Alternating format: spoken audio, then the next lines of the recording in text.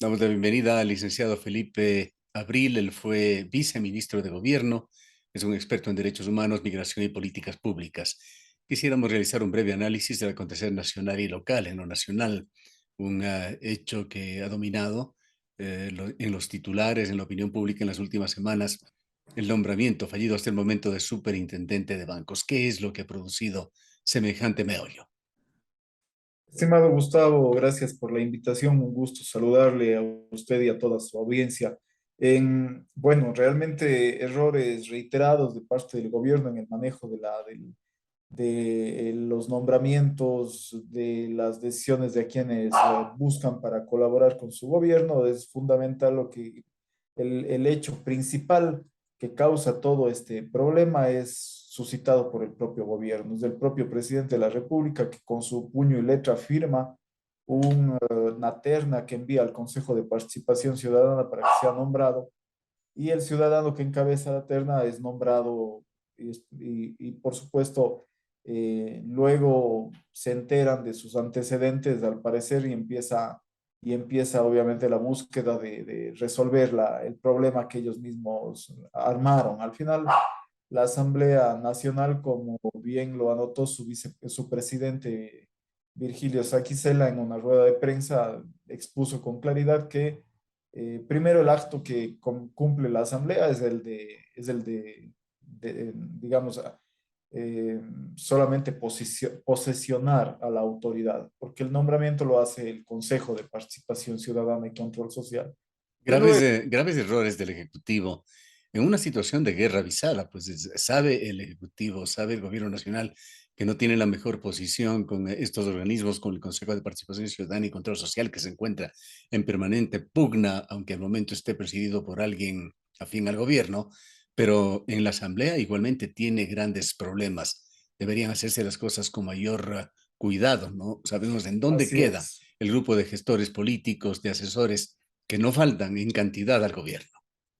Así es, con mayor prolijidad, es un tema sencillo, simplemente de revisar los antecedentes de las personas a las que se les considera para un nombramiento. Es así de sencillo el asunto, pero dejaron pasar algo que me parece además increíble porque el interés del presidente de la República, incluso sobre el tema de los bancos, pues es hasta personal de él. Entonces, me sorprendió realmente que este tipo de errores se sigan dando en el gobierno, un gobierno de muy poca gente con experiencia en lo público, pero esto no tiene que ver con experiencia en lo público, sino cuestiones básicas del manejo de los nombramientos. Un error grave, tremendo, eh, porque lo que hace luego obligarle a tomar este tipo de acciones que ya son desesperadas, de poner policía en la oficina de la superintendencia para que no se posesione, etcétera, etcétera, termina siendo realmente un fiasco para la opinión pública, y la ciudadanía cada vez se pregunta más cómo es que el gobierno gobierna después de haber estado tantos años Guillermo Lazo buscando ser presidente de la República, no tenga una comprensión y un equipo sobre todo que maneje estos temas sencillos y básicos. Hay criterios de algunos constitucionalistas que lo han dado en este medio de comunicación, en el sentido de que se habrían cruzado ciertos puntos de no retorno, que hay un superintendente nombrado, hubo acciones judiciales, una situación totalmente enredada, que más allá de la renuncia de quien fuera ungido al final por el Consejo de Participación Ciudadana como superintendente de bancos, haya dado una especie de paso al costado no muy claro, no deja de que hay espacio para argumentar y que finalmente será la Corte Constitucional la que tenga que definir. ¿Qué alternativas ve usted? ¿Cómo se puede salir de esta situación? Gustavo estaba revisando precisamente la información. En estos momentos hubo una versión de varios medios de que habría renunciado el señor González. Sin embargo, él ya sacó en su cuenta personal una publicación en la que dice que él no renuncia. Lo que ha Claro, que se propuesto hace a es. un lado y básicamente se somete a lo que decidan terceros, pero sin renunciar a sus derechos. Así es, exactamente, que el proceso judicial se lleve adelante y que al final él va a acatar lo que digan los jueces. Esa ha sido su postura, que de todas maneras me parece, en medio de todo el escándalo y el problema que se ha dado, me parece que es medianamente sensato, aunque al ser un nombramiento que es potestad del Ejecutivo, en realidad si alguien eh, no está con, digamos, con el aval del Ejecutivo, pues no debe continuar en una tarea como tal, porque esos son nombramientos que según la ley se han permitido. Porque el enviar una terna es una formalidad, al final siempre quien encabeza la terna es quien se propone que sea el nombrado. Así es como ha funcionado siempre en cualquier nombramiento. Además, en la administración local también se hace ese tipo de nombramientos cuando se tiene, por ejemplo, cuando se designa al gerente de etapa o los gerentes de varias empresas públicas. También funciona así, con ternas. Entonces, realmente también hay una actitud de varios actores políticos de cautizar también este tipo de situaciones. Lo normal y lo que esperaríamos los ecuatorianos todos es que los estamentos estatales, todas las funciones del Estado cumplan su tarea, cumplan su labor a cabalidad y sobre todo, y lo más importante, es que en estos tiempos de tanta inseguridad deberían estar Así es. juntos hablando de decisiones de Estado, ya no solo de gobierno, porque este es un problema que no le atañe solo al Ujú. gobierno, es un problema Hay cosas complejo. mucho más trascendentes que se están descuidando por estos ententes, eso es real. Así es, exactamente, y los ecuatorianos tenemos que ver con sorpresa que los actores políticos están disputándose espacios de interés particular cuando las necesidades ciudadanas están por encima, el desempleo, la inseguridad ha desbordado el país y estas no son temas de discusión que cuando Ujú. deberían estar incluso juntos discutiendo cómo salimos de esto como país. Y esa debería ser la actitud proactiva de quienes están representándonos en el espacio público porque lo que buscamos justamente es salir adelante como país. Esta sería la forma racional y normal de actuar si se dicen funcionarios públicos, servidores públicos, y si están dispuestos a hacer política como un ejercicio para mejorar las condiciones de vida de todos. Poco indefinido de lo que puede, en cuanto a lo que pueda suceder, pero como usted lo señala, va a depender mucho de la voluntad de los actores, de la sinceridad, de la honestidad, en beneficio del país que puedan tomar los mismos. Vayamos a otro tema que preocupa a la provincia de La Suay y el Egaustro, una empresa tradicionalmente cuencana, se inició con otros nombres, pero es la empresa que ha heredado de alguna manera el trabajo que hicieron gestores de esta ciudad, gestores de esta provincia y que la ha administrado bastante bien, como es el caso de la cuenca del Machángara, importantes proyectos, incluso algunos muy actuales de energía alternativa, etcétera, parece haber despertado ambiciones. Y hay un ministro Javier Vera, que ve sobre el hombro, que ve con desprecio por sus acciones, tenemos esta lectura, a lo que es el Azuay y su provincia, que no da cita a ningún funcionario, a ningún representante público, está el día de hoy orquestando una toma, un cambio de mando en el Egaustro que podría significar también la pérdida de jurisdicción de la dirección del Egaustro desde esta provincia. Quisiéramos también su opinión sobre esto. Gustavo, este tema que usted toma es realmente fundamental. Los azuayos, el austroecuatoriano, los cuencanos, debemos poner el ojo a estos temas. Es una empresa pública, el Egaustro, que ha sido manejada adecuadamente por cuencanos. El ingeniero Borrero ha hecho un trabajo de varios años ya y por eso ha sido reiteradamente nombrado en ese espacio. Ha hecho una gestión fundamental en la cuenca del Machángara, como bien usted anota, es un ejemplo de gestión coparticipativa. Incluso ahí hay una participación muy fuerte de las comunidades, de los liderazgos. Hay un trabajo mancomunado para el mantenimiento de la cuenca hídrica y por supuesto ese mantenimiento de la cuenca hídrica garantiza la producción de agua y la generación de la energía eléctrica también con la represa que se tiene allá. Visité hace algunos meses esa zona y es un ejemplo de manejo de cogestión del Estado con las comunidades.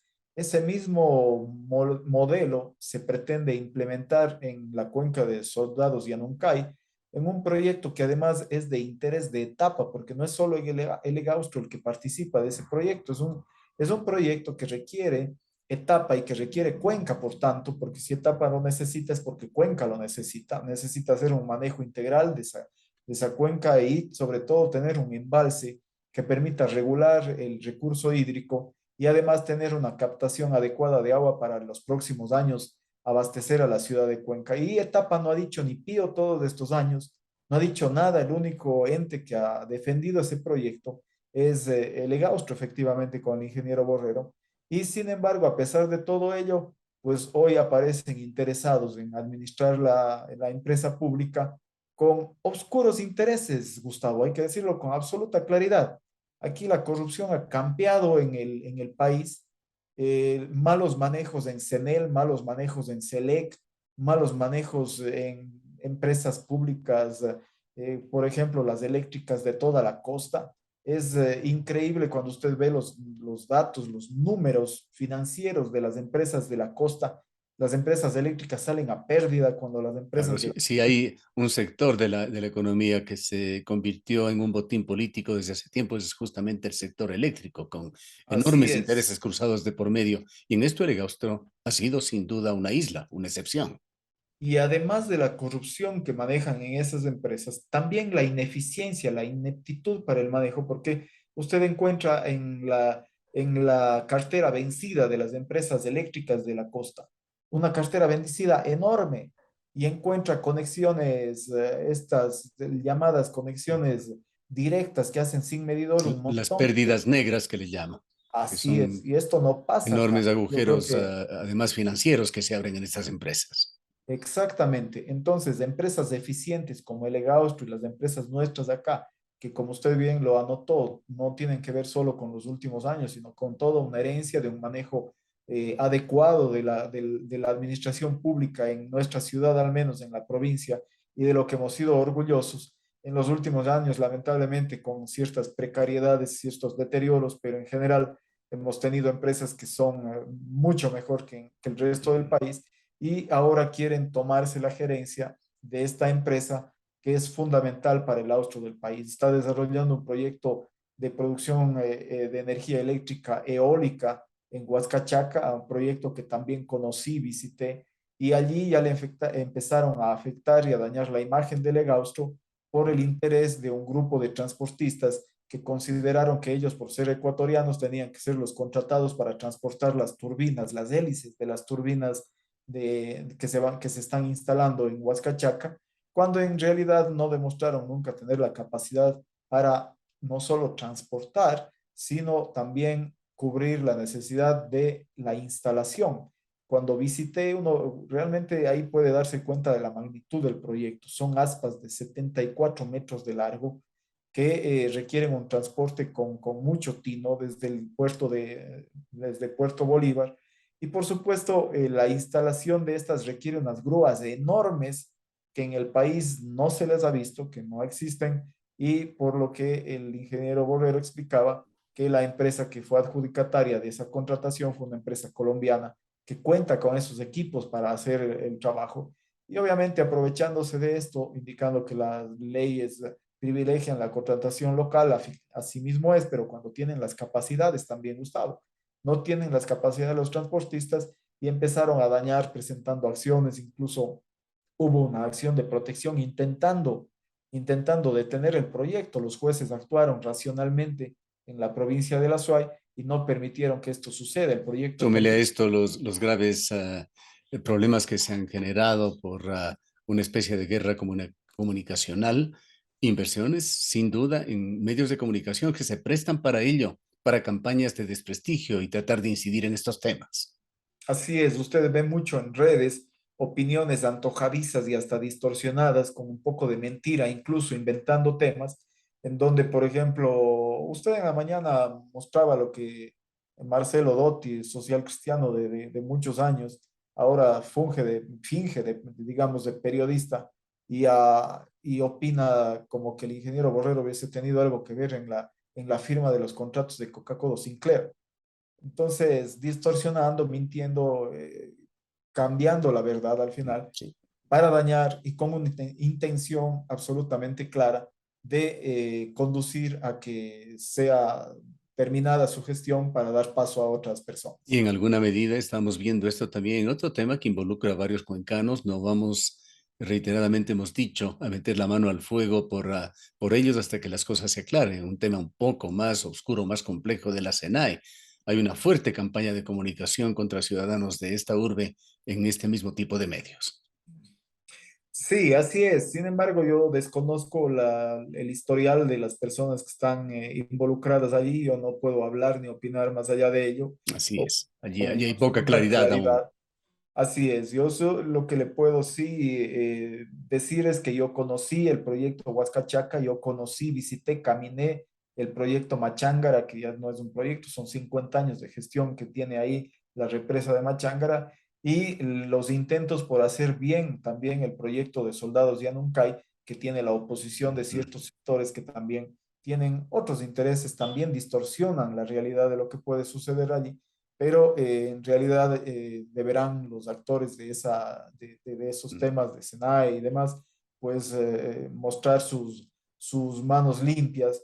Y también, Gustavo, por el bien de la política misma y de la gestión de lo público en el país, en los próximos años hay que hacerles un chequeo también de sus cuentas, porque así Ujú. tiene que ser. Los quienes Sí. estamos en el servicio público tenemos que tener nuestras cuentas abiertas siempre, no ahora que estamos de funcionarios, después de 2 años empieza a mostrar o a aparecer los recursos mal habidos, como en otros casos. No estoy diciendo. Indudablemente, licenciado Abril, todos estos temas nos llevan también a aquella situación de preocupación de el peso específico perdido por esta región, por esta ciudad en el concierto nacional, que es un tema que hay que recuperarlo.